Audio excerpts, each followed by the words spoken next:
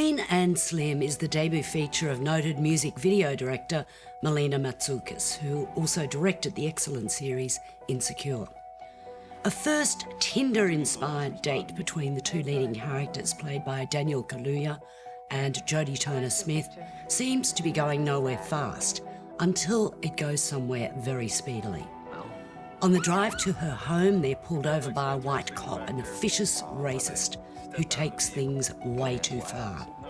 When she, a lawyer, confronts him, she's shot in the leg, and in the ensuing scuffle, the cop is accidentally shot dead.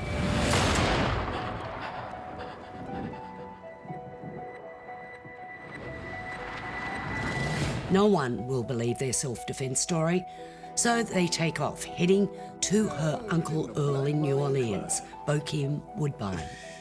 En route, they'll run into a kindly Kentucky sheriff, a slightly loony gas station attendant, and lots of supportive black people when their picture hits the front page.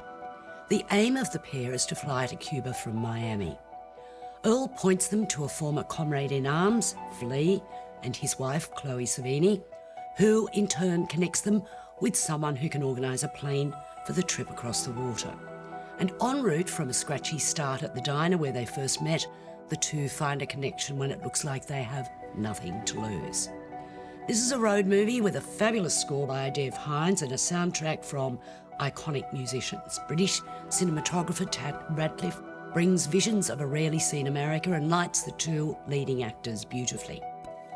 If I have a problem with the film, it's mainly with the screenplay, which, while it has many wonderful moments, it has a few missteps, like cutting between a sex scene and a political protest, a protest that doesn't end either well or believably.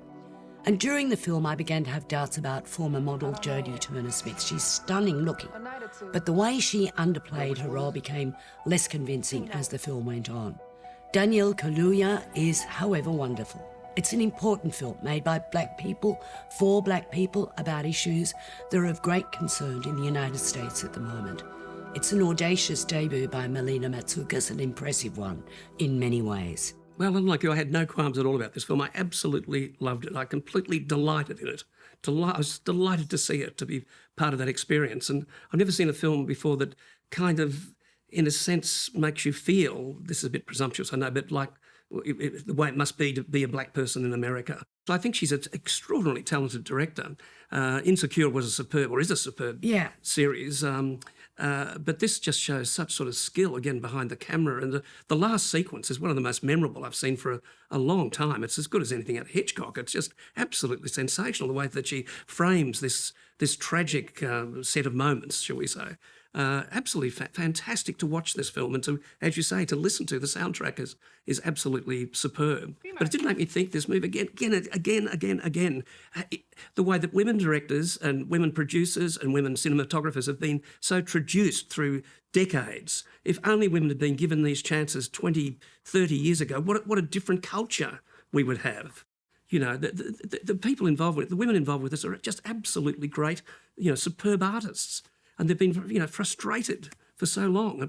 Well, it's not just women. I mean, these are all black women. Well, true. So it's a double whammy of achievement. Yes, I think. Absolutely. So look, I despite my qualms, I would still give this 4 stars. I'm giving it 4.5. I absolutely love this film. As long as my lady remembers me fondly, that's all I need.